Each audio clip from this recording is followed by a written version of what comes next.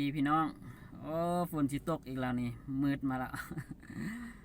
เฮ็ดเวียกเฮ็ดงานก็บ่สะดวกปานใดช่วงนี้เนาะฝนตกนะเอามาฟังกันล่ำกันหน่อยนึงเนาะละพอเปิดมือถือขึ้นมาจ้อง สายตามองเหลียวเบิงนางเอ๋ยเห็นภาพเสียงเลยคลิปน้องสำเนียงเจ้ามันมวนหลายลาเฮ็ดให้ใจของอายน้อของอายมันอุกอังมโนในเขียดแต่นำสาวนางผู้อยู่ในมือถือนั้น ผู้อยู่ในเฟซบุ๊กนั้น